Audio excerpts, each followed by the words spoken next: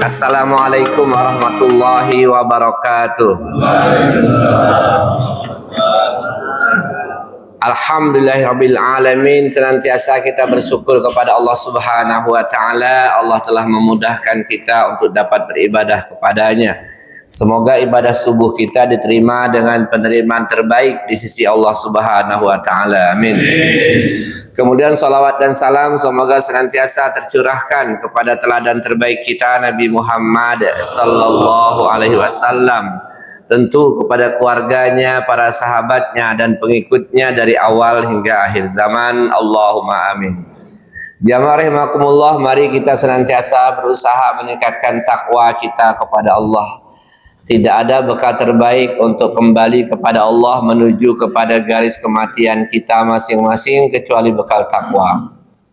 Allah telah ingatkan, wa tazawwadu fa inna khairadit taqwa wattaquni ya ulil albab.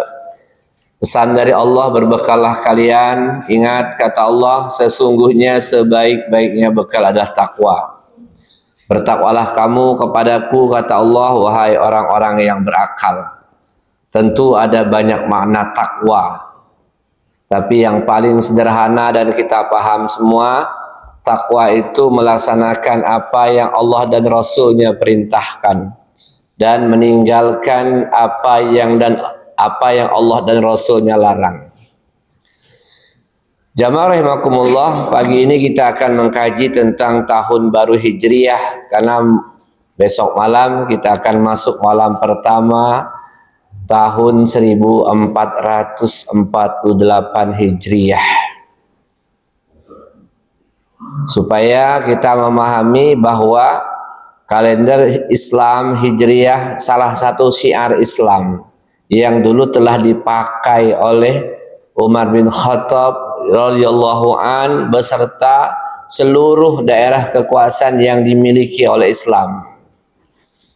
Dan nanti pada akhir zaman kalender ini tentu akan berlaku kembali ketika Islam akan menguasai dunia kembali seperti pada awalnya.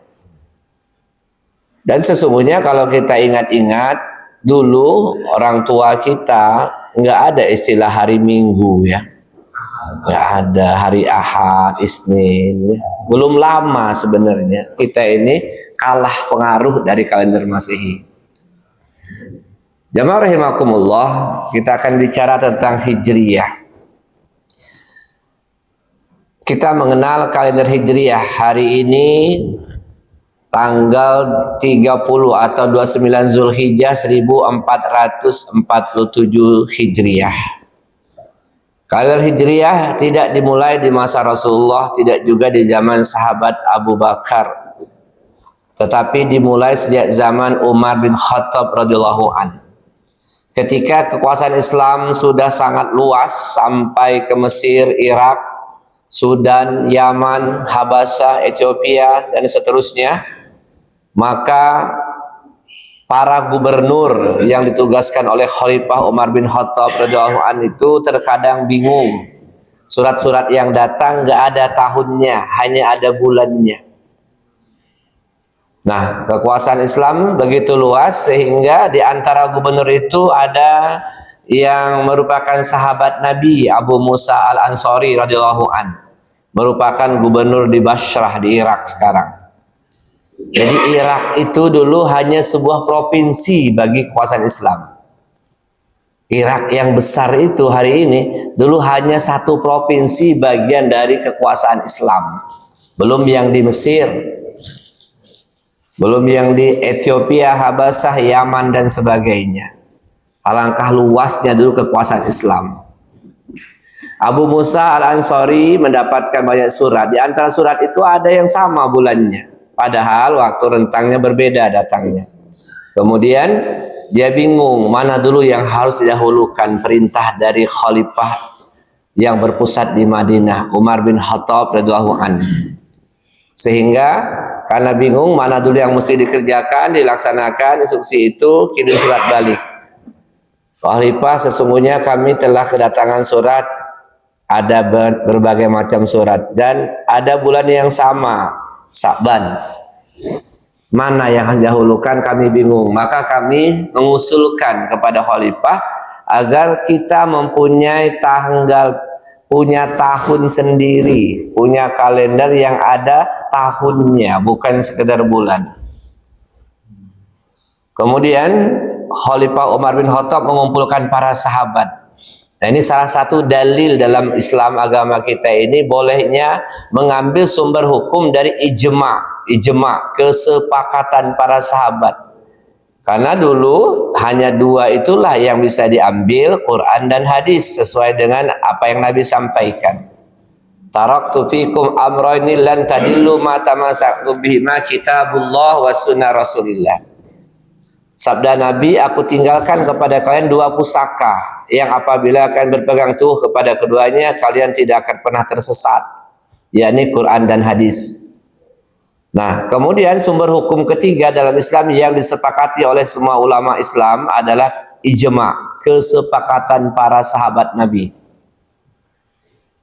Di antara kesepakatan yang sangat menonjol adalah para sahabat bersepakat yang menetapkan nanti tahun pertama kalender umat Islam itu adalah tahun hijrahnya Nabi dari Mekah ke Madinah. Lalu apa yang mendasarinya? Karena sesuatu dalam Islam, menetapkan sesuatu itu ada dalilnya, bukan hanya menggunakan logika. Hebatnya para sahabat dulu, karena mereka memang betul-betul menguasai Al-Quran, mereka mendapatkan dalilnya.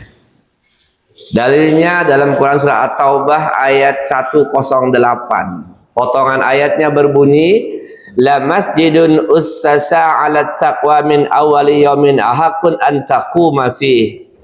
Sesungguhnya masjid yang didirikan atas dasar takwa, yakni Masjid Kuba, sejak hari pertama adalah lebih pantas kamu untuk sholat di dalamnya.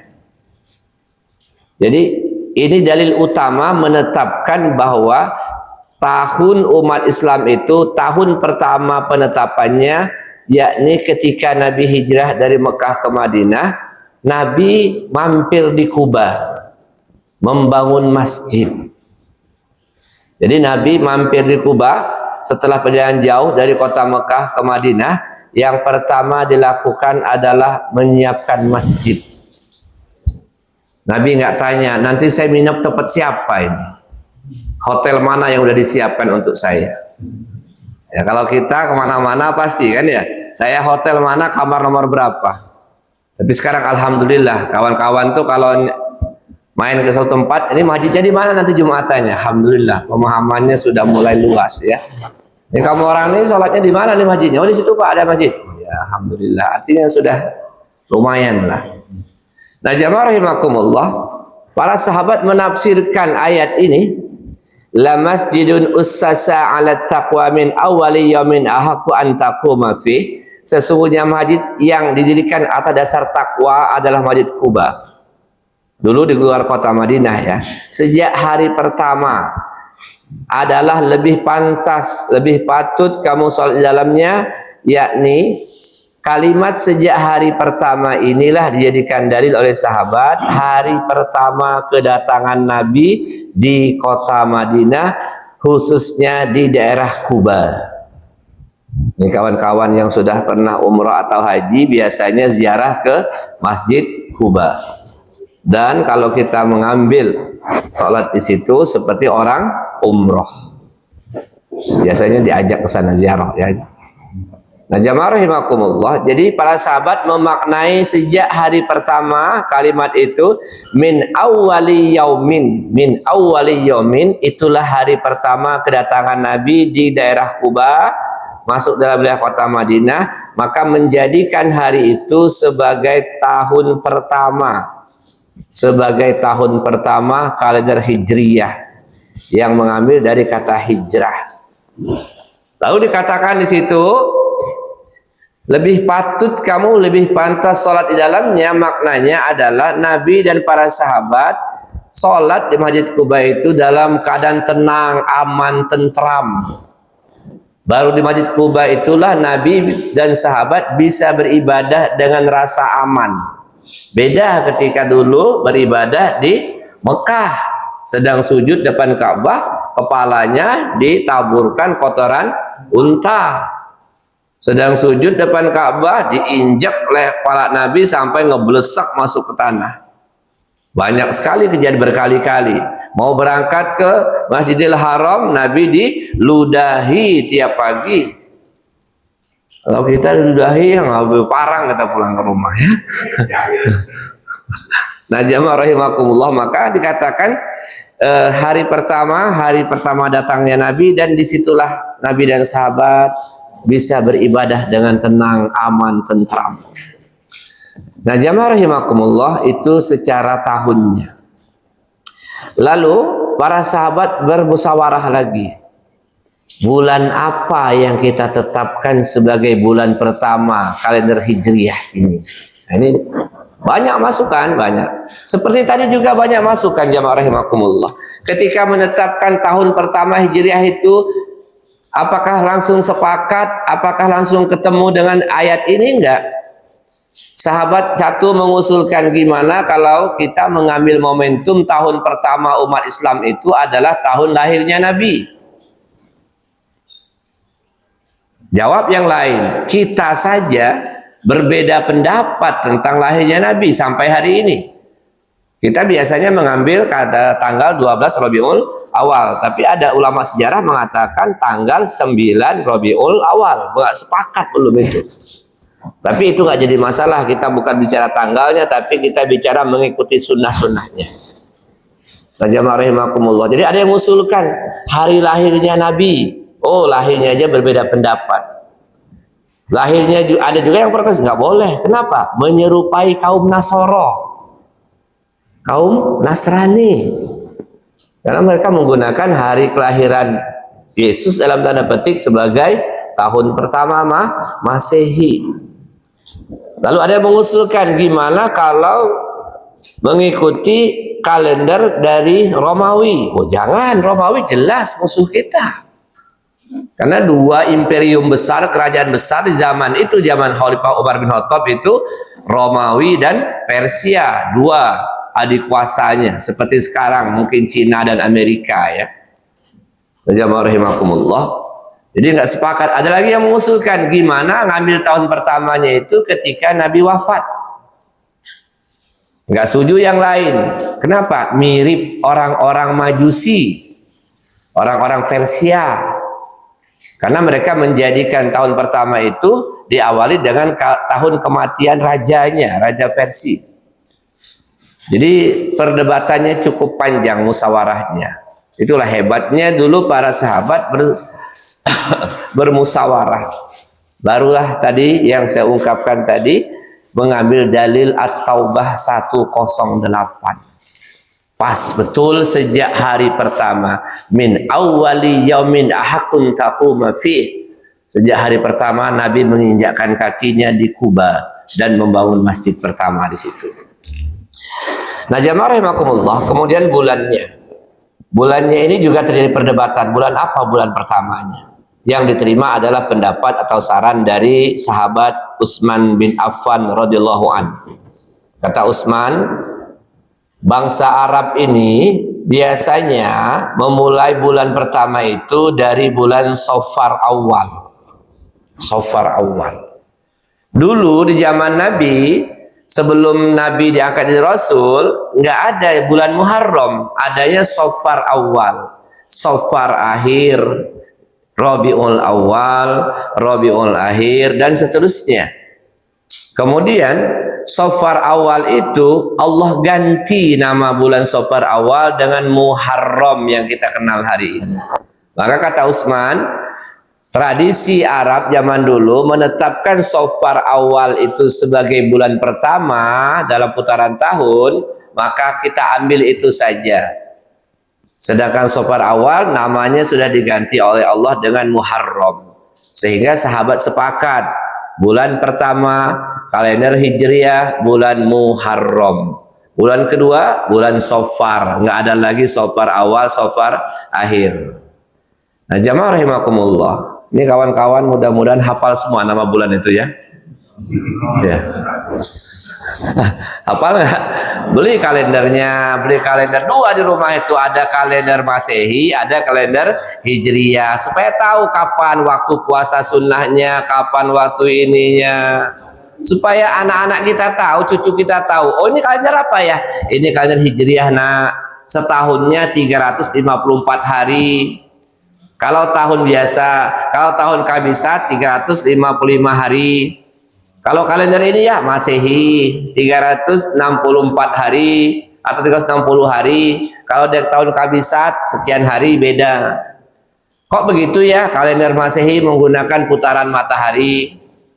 Kalender Hijriah menggunakan putaran bulan-bulan Qamariyah. Jadi ini ilmu dan harus kita ajarkan dulu. Islam itu berjaya salah satunya karena punya penanggalan yang dijadikan untuk urusan pemerintahan dan juga untuk urusan ibadah.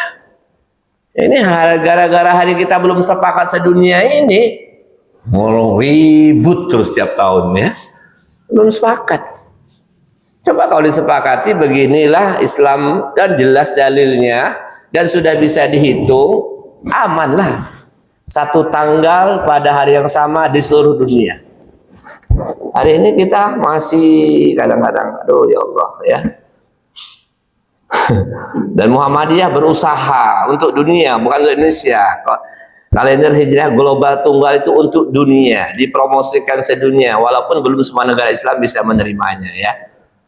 Belum bisa menerimanya, tapi mudah-mudahan segala sesuatu yang baik dengan niat karena Allah, nanti mungkin zaman anak cucu kita bisa menerimanya. Oh ini kalender berlaku seluruh dunia. Beda harinya, kenapa? Karena Masehi menggunakan putaran matahari, sementara Islam menyuruh putaran bulan. Jamaah rahimakumullah. Jadi disepakati bulan pertamanya Muharram, kemudian Safar, Rabiul Awal, Rabiul Akhir, Jumadil Awal, Jumadil Akhir, Rajab, Sa'ban, Ramadan, Syawal, Zulqa'dah, Zulhijjah, 12 bulan. Allah telah menetapkan memang bahwa dalam satu putaran setahun itu jumlahnya 12 bulan. Itu ketetapan Allah. Dalam At-Taubah ayat 36. Inna iddatasy syuhuri indallah itsna asra saron fi kitabillah yauma khalaqas samawati wal ard. Sesungguhnya bilangan bulan di sisi Allah dalam setahun itu jumlahnya 12 bulan. Inilah ketetapan Allah yang telah Allah tetapkan sejak Allah menciptakan langit dan bumi. Dah jelas dalilnya. Kita beriman kepada Al-Quran. Nah, kemudian kalau kita bicara Muharram, ternyata Muharram ini salah satu dari bulan yang diagungkan. Karena sambungan ayat ini, At-Taubah 36 ini, minha arba'atun hurum. Di antara 12 bulan tadi ada 4 bulan yang dihormati, yang diagungkan, yang dimuliakan oleh Allah di luar bulan Ramadan. Kemudian sambungannya lagi, zalikad dinul qayyim. Ini adalah ketetapan agama yang lurus. Allah telah menetapkan setahun 12 bulan. Di antara 12 bulan ada 4 bulan yang istimewa, diagungkan, dimuliakan, dihormati, disucikan. Fala taslimu fihinna anfusakum, janganlah kalian menzolimi diri kalian di 4 bulan itu. Jangan berbuat dosa dan maksiat. Di bulan lain juga nggak boleh, tapi di 4 bulan ini lebih ditekankan lagi. Jangan berbuat kezoliman. Jangan menganiaya diri kalian, jangan berbuat dosa dan kejahatan, karena ancaman hukumannya jauh lebih keras dibandingkan bulan yang lain.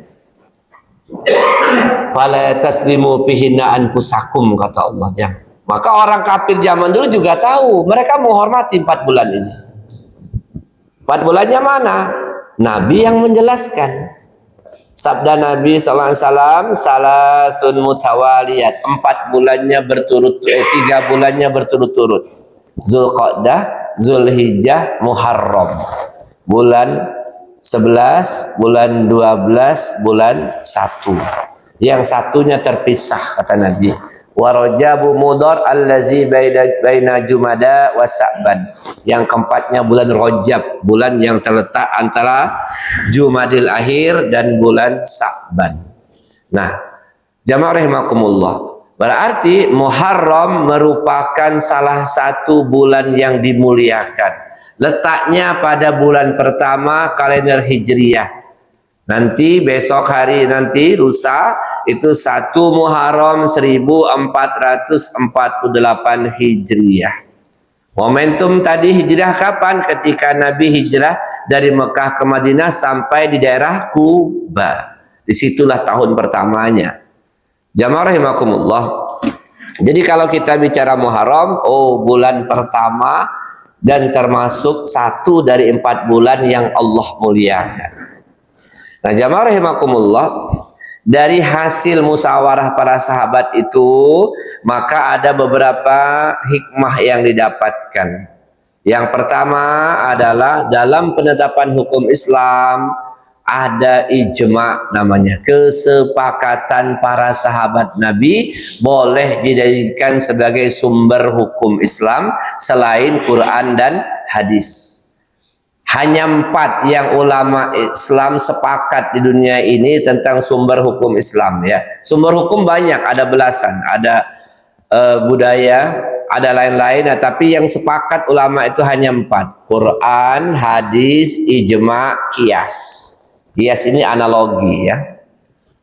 Nah, jamaah rahimakumullah, itu hikmah pertama, adanya sumber hukum dalam Islam namanya ijma, hasil kesepakatan para sahabat Nabi. Karena Nabi juga pernah bersabda, berpeganglah pada sunnah sahabat-sahabatku yang 4 itu: Abu Bakar, Umar, Utsman, Ali. Itu dijamin, jamaah rahimakumullah. Jadi ada ibadah amal yang Nabi nggak melakukan, tapi sahabat 4 ini melakukan, kita boleh melakukannya. Kemudian jamaah rahimakumullah, kita bicara tentang hikmahnya terjadinya hijrah itu dalam musyawarah para sahabat. Akhirnya sistem penanggalan itu dipakai seluruh wilayah kekuasaan Islam. Untuk pemerintahan, untuk keagamaan, 1 kalender tahun itulah disepakati, lain nggak dipakai lagi. Dah. Selanjutnya jamaah rahimakumullah, kalender ini merupakan syiar Islam yang membedakan kita dengan agama-agama lainnya. Jadi bukan hal-hal yang sederhana. Jadi bukan dianggap sama aja, enggak. Ini syiar Islam. Ini loh Islam, dia punya sistem kalender sendiri, tidak mengikuti yang lain, ya. Walaupun dalam kehidupan kita masih membedakan.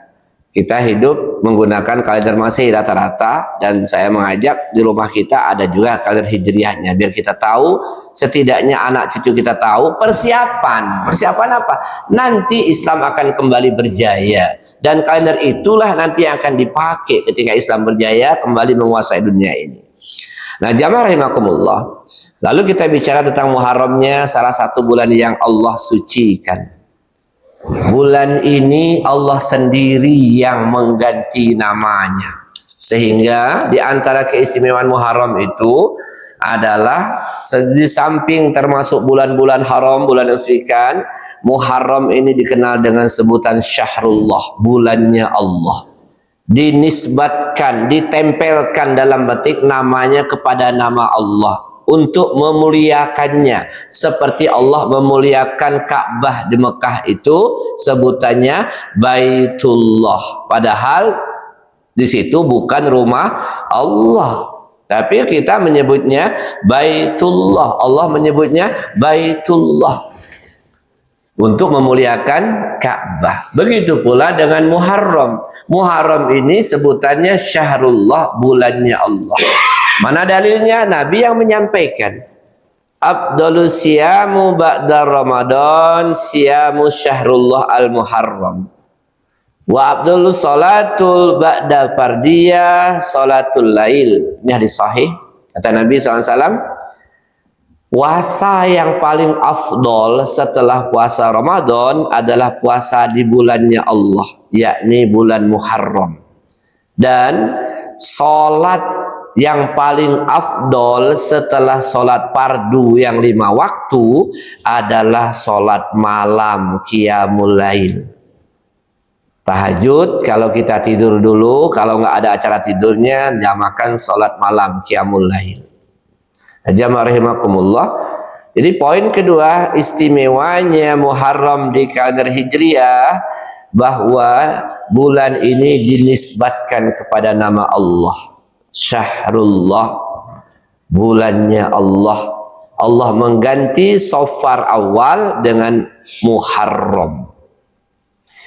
Kemudian jamaah rahimakumullah, Muharram disebut juga dengan bulan kesunyian, bulan sepi, bulan senyap, Syahrul Asam.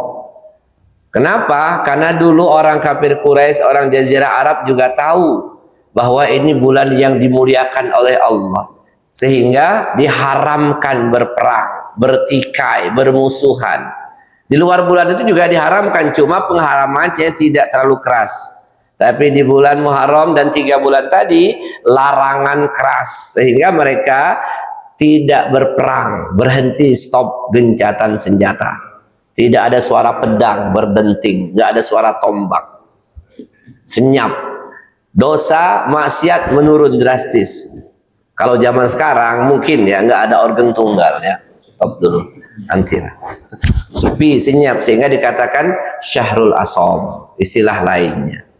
Nah jamaah rahimakumullah, kemudian Muharram ini bulan yang di dalamnya terjadi berbagai macam peristiwa besar, peristiwa yang agung. Ada yang menyenangkan buat umat Islam, ada juga yang tidak menyenangkan. Nanti terjadilah perbedaan menyikapinya. Nah, jamaah rahimakumullah, yang populer, yang sahih di antara peristiwa yang menyenangkan adalah diselamatkannya Musa alaihissalam dan pengikutnya dari kejaran Fir'aun di tanggal 10 Muharram yang kita kenal dengan hari Asyura. Asyura asar artinya hari ke-10 bulan Muharram, yang kalender Jawa menyebutkan bulan Muharram dengan bulan Syura, mengambil hari ke-10 bulan Muharram. Nanti beda lagi pandangannya. Nah jamaah rahimakumullah, kalau di Zulhijjah hari yang paling mulianya hari ke-9, Yaumil Arafah, hari yang paling mulia, hari yang membuat iblis dan bala tentaranya menangis gerung-gerung. Kenapa? Hari yang paling banyak Allah membebaskan hambanya dari azab api neraka. Hari Arafah. Bukan hanya untuk mereka yang sedang wukuf di Arafah, tapi untuk siapapun yang memanfaatkan hari Arafah dengan amal solih. Sementara di Muharram, hari istimewanya adalah hari ke-10, Yaumul Asyura, hari ke-10. Kita bicara ibadahnya nanti, sekarang kita bicara dulu kejadian-kejadiannya, peristiwanya ya jamaah rahimakumullah. Walaupun peristiwa-peristiwa ini kebanyakan datangnya dari kisah-kisah Israiliyat, kisah-kisah dari zaman dulu, zamannya Nabi Musa, zamannya Nabi Ibrahim, kisah-kisah yang tertulis di Taurat, di Zabur, di Suhuf. Jadi kisah disebut kisah Israiliyat itu, kata Nabi, boleh dipercayai, boleh enggak, kecuali yang memang ada hadis menjelaskan. Kalau hadis menjelaskan itu yang ini, yang Musa diselamatkan itu sahih. Tapi yang lain itu masih ada perdebatan. Di antaranya apa? Di antaranya adalah turunnya Nabi Adam dari surga ke bumi. Sebagian menyatakan dalam kisah-kisah terdahulu, Nabi Adam diturunkan ke dunia ini di tanggal 10 Muharram.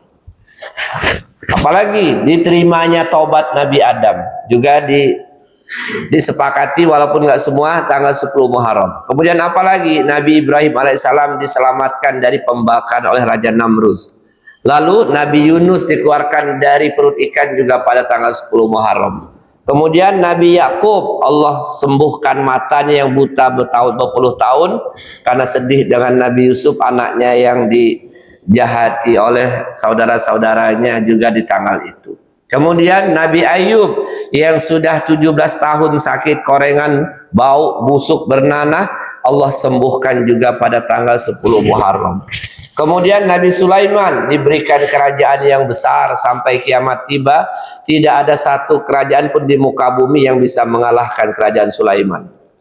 Kemudian apalagi Nabi Musa diberi oleh Allah Taurat. Banyak peristiwa agung yang terjadi di bulan Muharram dan di tanggal 10 istimewanya.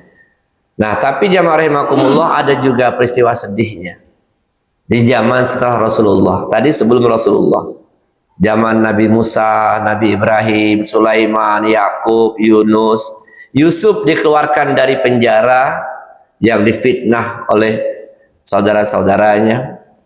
Udah pernah kita bahas itu ya. Dengki itu penyakit hati yang paling puncak, tertinggi, number one in the world. Kalau sudah dengki, jangankan ke orang lain, saudara kandung aja bisa saling membunuh. Dengki, maka hati-hati betul. Kita cek itu, ada nggak kita hasad, dan nggak mungkin lolos. Seandainya tidak ada kedengkian, maka banyaklah orang yang menjadi wali ya. Dengki itu hanya kita kendalikan, Jadi jangan sampai hasad itu dipelihara. Ya, tetangga pasang AC kita yang menggigil, bahaya itu. Lawan, jangan menggigil itu enggak, itu memang hak jatahnya dia. Saya jatahnya ini, pasangin. Nah, jamaah rahimakumullah. Jadi banyak peristiwa besar yang terjadi di Muharram. Yang menyedihkan adalah peristiwa terbunuhnya cucu Nabi Husain bin Ali bin Abi Thalib. Ini peristiwa yang luar biasa ya. Kalau kita baca sejarahnya itu bisa meneteskan air mata kita. Husain ini ditipu ya, diakalin. Husain ini ditipu. Husain, ajak keluargamu ke Irak saja. Karena sengketa udah luar biasa. Umat Islam ini sengketanya kalau kita baca perang Jamil, perang Siffin, waduh, peperangan antara Muawiyah dan Ali itu perang yang diikuti puluhan ribu tentara. Dua-duanya mengucapkan Allahu Akbar. Kayak hari ini ya, mirip lah. Sebelah Allahu Akbar, sebelah Allahu Akbar, tapi pedang main. Ini kalau kita baca tuh, kita sering-sering baca buku sejarah gitu ya. Alangkah mengeri. Muawiyah, pemimpin Islam, Ali juga sama, khalifah, perang.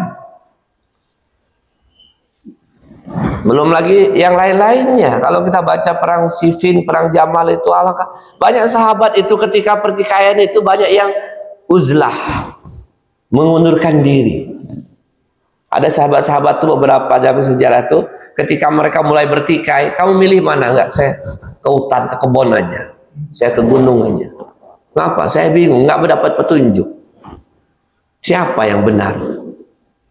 Nah, pertumpahan darah itu luar biasa. Yang terbunuh bukan hal yang sedih.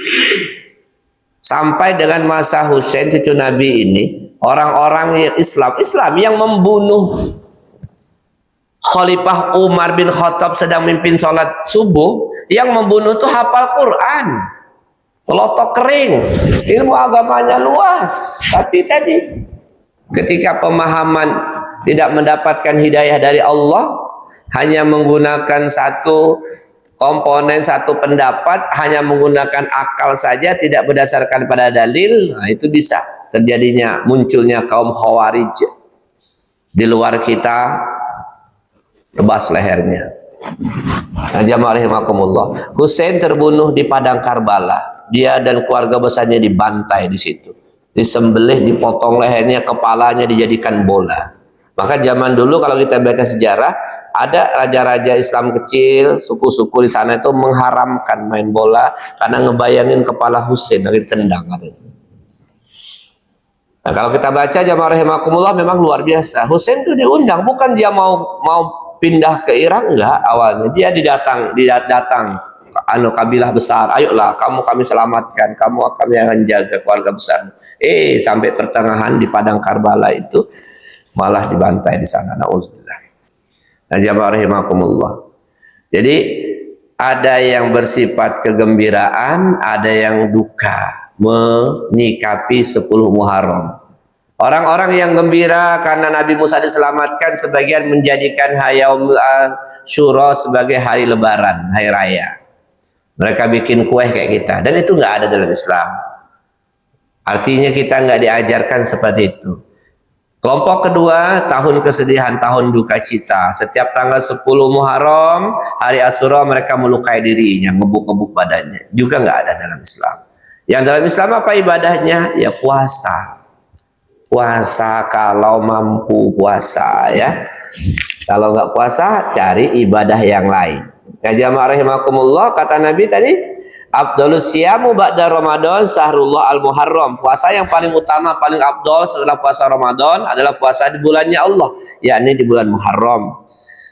Apa yang kita dapatkan, kata Nabi, yukafirus sanatal madiyah. Allah ampuni dosamu setahun yang telah lalu. Puasa 1 hari di bulan Muharram di tanggal 10-nya. Tapi kalau mampu, boleh puasa dari tanggal 1 sampai tanggal 10. Boleh. Nggak mampu ya 1, 3, 5, 6 boleh. Nggak mampu juga 9 dan 10. Ketika Nabi mengetahui orang-orang Yahudi juga puasa, kata Nabi, faiza kanal amul mukbil insyaallah sumnal yaumat tasid. Kalau aku masih hidup nanti tahun depan, kita akan menyelisihi puasa orang Yahudi dengan berpuasa 2 hari. Puasa Tasu'a hari ke-9 dan puasa Asyura hari ke-10. Sebagian ulama menetapkan yang abdol, paling abdol 2 hari, 9, 10. Yang lain mengatakan supaya berbeda dengan Yahudi, boleh 10 dan 11. Atau milih 3 hari, 9, 10, 11. Atau 10 saja boleh. Allah ampuni dosa-dosa kecil kita setahun yang telah lalu. Tapi kalau berat dengan puasa, Ustaz saya sakit mah, ya, ambil amal yang lain, ya. Saya sering katakan bahwa Allah membagi rezeki beramal seperti Allah membagi rezeki dunia. Ini perkataan ulama, ya, bukan hadis, tapi memang faktanya begitu. Untuk level umat akhir zaman ini, kita ini, Allah membagi rezeki beramal seperti Allah membagi rezeki dunia. Rezeki dunia ada yang dikasih harta banyak kaya, tapi Allah gak kasih anak. Yang beramal juga begitu. Ada yang Allah kasih beramal kuatnya di sholat malam, gak pernah putus sholat malam 20 tahun, tapi ngaji jarang. Kenapa? Ngaji baru 2 lembar, batuknya 13 kali. Gak kuat dia. Ya. Jadi jarang yang semua amal tuh bisa dilakukan. Yang bisa dilakukan tuh sahabat Nabi, Abu Bakar tuh.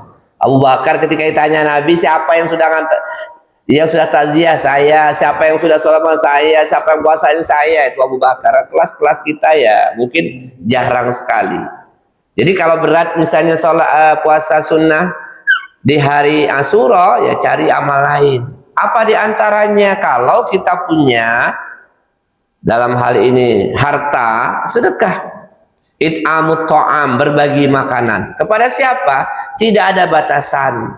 Tidak ada hadis sahih yang menyatakan 10 Muharram itu adalah lebarannya anak yatim. Nggak ada hadisnya itu.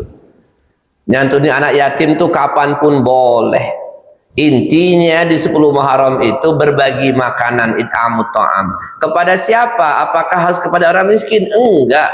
Kepada siapapun boleh. Memanfaatkan momentum itu, duit ada, puasa nggak kuat, WA di grup, bro, hari ini saya ngajak kamu orang makan-makan di Pindang Bau Mbak Meli. Tumben Asyura. Saya puasa, bungkus. Ya kan? Jadi amalan beramal, rezeki beramal, kemampuan beramal seperti Allah membagi rezeki dunia. Jadi kalau kita nggak mampu, ya itu takdir, yuk kita makan bakso kerikil dekat Payen Mas. Acara apa ini? Enggak, Asyura aja. It'amut ta'am, memberi makan. Nggak ada batasan kepada orang miskin, nggak, siapapun boleh. Kawan dekat kaya, kawan kita nggak apa-apa kita traktir. Kita ini kalau berpikir kawan kita lebih kaya dibanding kita, sampai mati nggak pernah traktir orang. Yakinkan itu. Kawan-kawan, kita ini ngasih saudara, abang, adik, sepupu, paman, bibi. Kalau berpikir dia kan lebih kaya dibanding saya, jangankan martabak seloyang, gerobak aja kebeli dia. Sampai mati kita nggak pernah berbagi makanan dengan saudara kita. Saya punya catatan hal begitu, saya perhatikan. Kok kamu nggak pernah? Woi, dia lebih kaya dibanding saya. Jangankan baju itu, baju mahal dia sanggup beli. Ngapain ngasih dia? Oh, nih. Padahal berbagi dengan saudara yang punya kaitan darah, pahalanya double. Beda dengan ngasih orang miskin tetangga kita, pahalanya cuma satu, pahala sedekah tok. Kita ngasih makan, nasi kotak sama orang miskin satu kotak nih, kita kasih ke dia, dapat pahala satu kita. Tapi kalau kita ngasih makan saudara kita ada kaitan darah, entah sepupu, entah ponaan, entah apalagi adik kandung, double. Satu pahala sedekah, dua pahala silaturahim. Nabi yang sampaikan.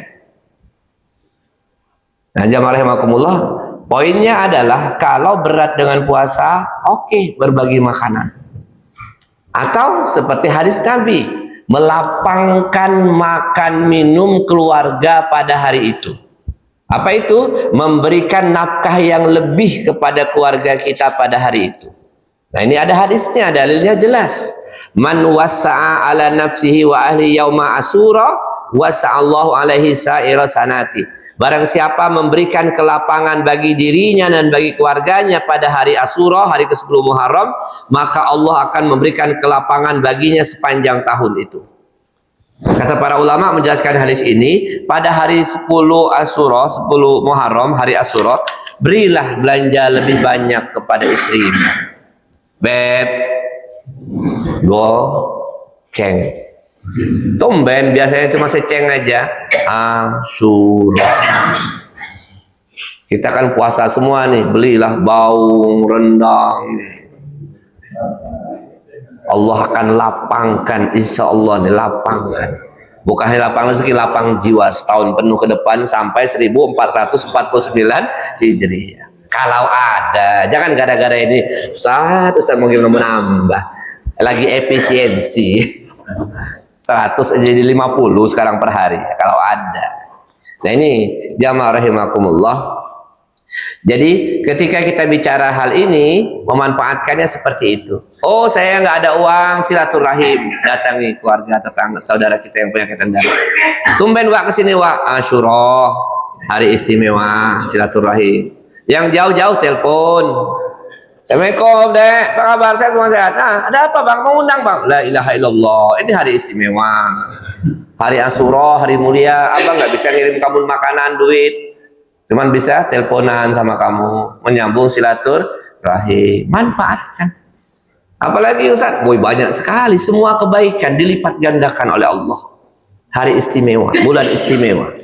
Ya. Nah, jamaah rahimakumullah. Poin berikutnya, sayangnya sebagian dari umat ini masih keliru menanggapi dengan bulan Muharram atau bulan Syuro ini. Menganggap adalah sebagai bulan yang dikeramatkan, bulan bala, bulan bencana, bulan musibah, bulan sial. Udah saya bahas waktu di mimbar Jumat kemarin ya. Sebagian, nggak semua. Tapi saya tanya, bukan ditanya, nggak nanya saya. Mereka yang ngundang saya di bulan Muharram acara-acara ini rata-rata pesan sponsornya itu. Ya, rata-rata pesan sponsornya, Pak Ustadz tolong nanti bahas ya di kampung saya ini. Nanti malam satu Syuro itu mulai dia orang lelean sampai pagi, pasang sajen, mandikan keris, mandikan pusaka. Masih banyak, masih. Tolong sampaikan. Saya nggak didengar di orang. Ya kita ini sama lah ya. Di kampung kayak saya mungkin kawan-kawan, ngapain dengar Pak Haji itu, kita tahu karakternya ya. Tapi waktu tempat lain kan saya agak dianggap gitu, didengar omongan saya sama orang. Gimana? Kemarin juga sama Pak Ustadz, pesan sponsornya itu bahas, karena masih banyak kawan-kawan ini yang menganggap ini bulan sial, takut hajatan, takut pesta, takut jalan jauh, ya. Ada mengadakan ritual semedi, betapa di atas loteng, di atas plafon itu ya. Mbak, kamu kemana? Lagi semedi. Kenapa? Untuk melindungi rumah ini. Jadi sebagian. Nah, jamaah rahimakumullah, udah pernah saya sampaikan, dan memang begitulah belajar agama, diulang-ulang supaya nggak lolos nanti. Jangankan nanti malam, tadi aja sudah ada broadcast. Barang siapa menulis Bismillahirrahmanirrahim 137 kali di malam satu surah, malam pertama Muharram, maka akan selamatlah, maka menjadi jimat yang luar biasa untuk kehidupannya. Baru saya ngomong tadi malam juga di Sabu itu, ngomong masalah ini, udah ada pulang itu. Nah, barang siapa menulis Bismillahirrahmanirrahim 137 kali malam itu, nanti malam, besok malam, maka bisa dia jadikan jimat untuk seluruh kebutuhan hidupnya. Mantap jiwa. Nanti ada lagi, barang siapa puasa akhir Zulhijjah, ya kan ya, akhir Zulhijjah, hari terakhir, dilanjutkan puasa hari pertama bulan Muharram, maka dia telah menutup tahun lalu dengan amal baik puasa, dan mengawali tahun baru dengan amal baik puasa. Allah ampuni dosanya 50 tahun. Mantap jiwa. 50 tahun, umurnya 49, bonus setahun dia. Banyak broadcast nanti. Ibu-ibu itu sudah ngaji bertahun-tahun, majlis taklim itu bertahun-tahun, tiap tahun kita sampaikan, masih juga ngirim ke grup. Dapat dari grup sebelah, Ustadz, la ilaha illallah. Oh, memang ngaji diulang-ulang berpuluh kali. Jangan pernah kita mengatakan, woi saya sudah paham semua itu. Itu ciri orang-orang yang sombong. Apa dia, itu udah biasa, saya udah ngelotok kering. Enggak, memang diulang-ulang. Dulu kan bahasa apa ya, bahasa kita, orang tua kita, lancar kaji, hafal jalan karena ditempuh, lancar kaji karena diulang Pak. Malam kemarin saya ngisi di satu tempat, kata beliau itu kemarin, iya ya, padahal tahun lalu sudah diingetin, udah lupa lagi, udah mau nyari keris lagi, udah mau masang sajen lagi. Nah, jadi jamaah rahimakumullah, ibadahnya yang standar saja, yang ada dalilnya. Nanti kalau ada misalnya, barang siapa sholat malam di hari ke-10 Muharram maka akan begini-begini, enggak usah. Barang siapa nanti, maaf, yang sholat malam di malam Asyura membaca surat ini, ayat ini, kemudian dia duduk di sajadahnya baca Yasin 120 kali, capek, nggak selesai sampai subuh. Banyak macam-macam, nanti nggak usah abaikan, tapi ingat ya, jangan dibantai di grup, tersinggung dia, kecuali dia japri, woi bro, maaf bro ya, saya nggak ngamalkan yang begini. Kamu mau silahkan. Oh ini dari kiai saya, terserah, saya enggak. Kalau di grup jangan. Maka kita ada kawan ngirim ke grup palsu, kata kita, ngamuk dia. Ya. Nah, jamaah rahimakumullah, jadi kita pun menanggapinya pelan, santai aja. Kalau dia pribadi japri, kita jawab. Kalau di grup nggak, saya nggak pernah jawab di grup. Walaupun grup majlis taklim, berana begini, heboh nggak. Kecuali mereka japri baru saya jawab. Nanti mereka kirim ke grup majlis taklim. Oh ini jawaban dari Ustadz kita begini. Karena tadi pengaruh, ya, meyakini bahwa Muharram adalah bulan sial, kita jatuh dalam syirik tatoyur. Sementara Nabi mengatakan atiyaratu syirkun, atiyaratu syirkun, atiyaratu syirkun. Tiarah itu syirik, tiarah itu syirik, tiarah itu syirik. Apa itu tiarah? Prasangka buruk, merasa sial dengan sesuatu. Oh Muharram mendatangkan kesialan, berarti kita telah jatuh dalam tatoyur. Wa ma minna illa walakinnallaha yuhibbu bitawakal, kata Nabi. Tidaklah seseorang pasti pernah punya perasaan sial di hatinya tentang sesuatu, hanya saja Allah menghilangkan rasa sial itu dengan tawakal.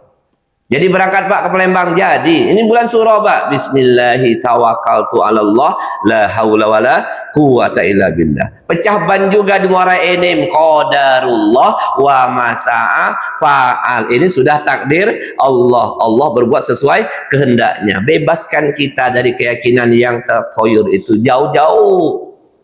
Kadang orang enggak, tapi yang lain cerita. Kalau saya yakin betul, seumur hidup ini, kalau malam itu ada bunyi burung hantu, pasti ada kematian.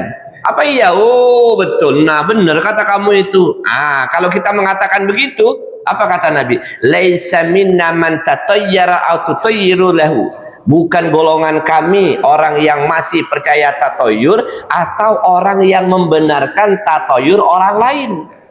Kan kadang kita membenarkan. Iya betul juga kata kamu, dulu juga begitu. Nah udah, laisa minna. bukan golongan kami. Ancamannya keras, bayangkan. Laisa minna, bukan golongan kami, kata Nabi. Bukan pengikut Nabi Muhammad yang seperti itu. Jadi jamaah rahimakumullah, hal-hal yang berbau tatoyur, tiarah, bebaskan. Anak, istri, saudara kita jelaskan. Kalau mereka masih ngotot, ya udah, yang penting kita tugasnya menyampaikan. Demikian, lebih kurang mohon maaf. Pada Allah kita mohon ampun. Subhanakallahumma wa bihamdika asyhadu an la ilaha illa anta astaghfiruka wa atubu ilaik. Wassalamualaikum warahmatullahi wabarakatuh.